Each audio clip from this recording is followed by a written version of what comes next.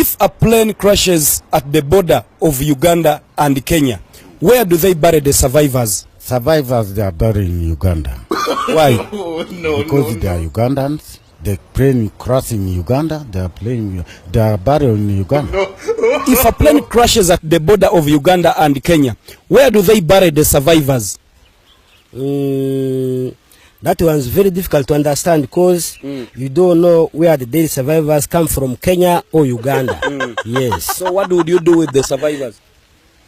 I think they have to share. If they are 10, they have to share 5. They bury them in Kenya, and then 5 they bury them in Uganda. Oh, yes. If a plane crashes at the border of Uganda and Kenya, where do they bury the survivors? On no man's land. Why? Because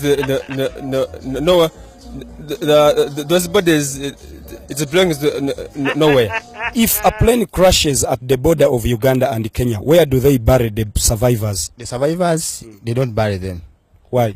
Because they are not dead. Wow. If a plane crashes at the border of Uganda and Kenya, where do they bury the survivors? They can bury him at no man's land. If he has a passport, they can check which country, then they bury from that country. Who is Kenya or Uganda? Who is that person? The dead survivor. If a plane crashes at the border of Uganda and Kenya, where do they bury the survivors? The dead survivors must be taken back to their country. Yeah. Why? Because they are neither Ugandans or Kenyans.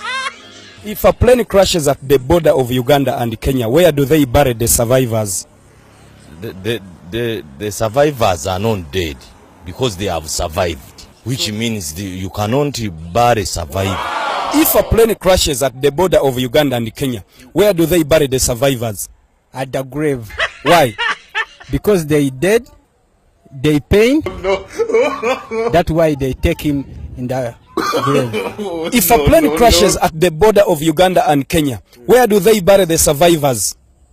The dead survivors, they have taken back to the Entebbe airport, and then they bury them on the border, Kenya and Uganda.